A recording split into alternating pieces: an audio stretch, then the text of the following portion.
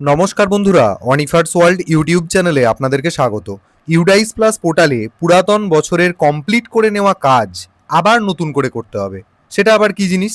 মানে আপনার বিদ্যালয়ের লাস্ট ক্লাস, সেটা ক্লাস 4 হোক বা ক্লাস 5 হোক, সেই সমস্ত স্টুডেন্টদের প্রমোশন দিয়ে ট্রান্সফার করেছিলেন তো ই পোর্টাল থেকে, সেটা আবার নতুন করে করতে হবে।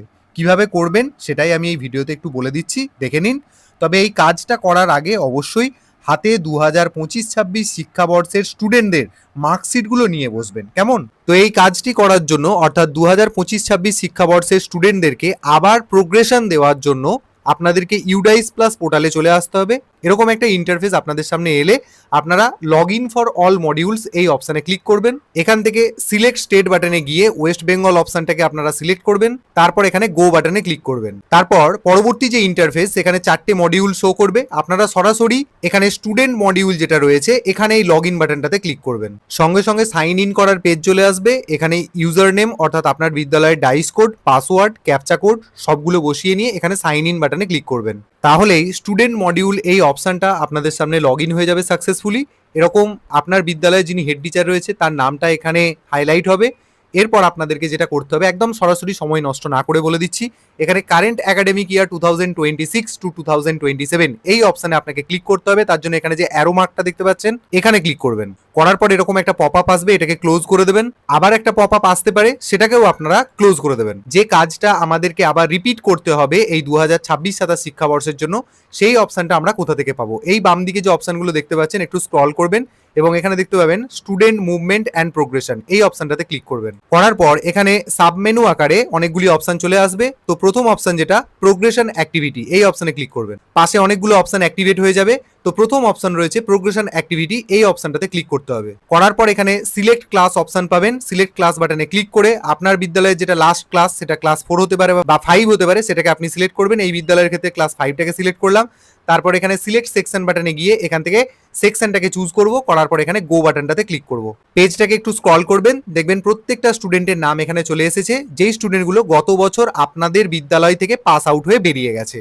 তো সেরকমই এখানে স্টুডেন্ট নেম, তার পেন নাম্বার, তার ডেট অফ বার্থ, তার বাবার নাম, তার মায়ের নাম, এই সমস্ত কিছু শো করবে। এবার প্রোগ্রেশন দেওয়ার জন্য কি করতে হবে, এই যে মাঝের কলামটা দেখতে পাচ্ছেন প্রোগ্রেশন স্ট্যাটাস, ফার্স্টে এই সিলেক্ট বাটনটাতে ক্লিক করবেন।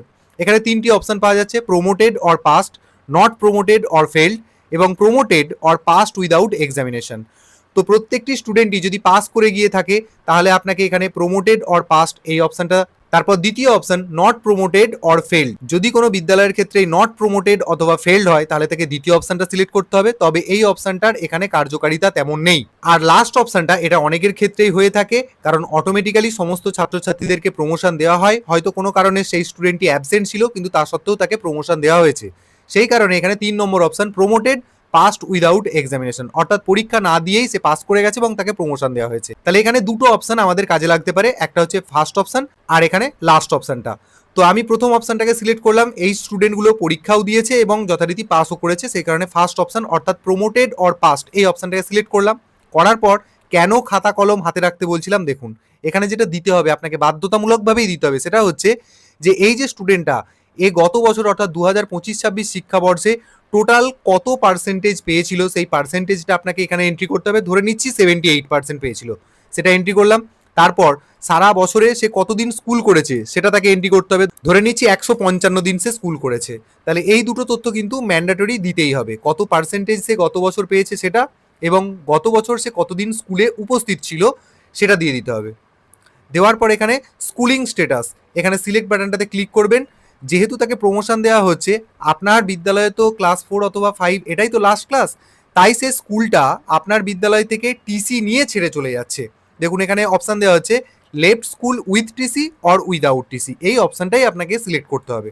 করার পর এখানে রিজন ফর লিভিং, অর্থাৎ কেন বিদ্যালয় ছেড়ে যাচ্ছে সেটা আপনাকে নির্বাচন করতে গেলে সিলেক্ট বাটনটাতে ক্লিক করতে হবে এবং এখানে অপশান আসছে হায়ার ক্লাস নট অ্যাভেলেবেল। এটা একটা প্রাথমিক বিদ্যালয়ের ক্ষেত্রে আমি দেখাচ্ছি, তাই এই অপশানটা আসছে হায়ার ক্লাস নট অ্যাভেলেবেল, কারণ 5-এর পরে 6 সেটা তো আর প্রাথমিক বিদ্যালয়ে থাকা সম্ভব নয়, তাই এই অপশানটা অর্থাৎ হায়ার ক্লাস নট অ্যাভেলেবেল এটাকে সিলেক্ট করতে হবে।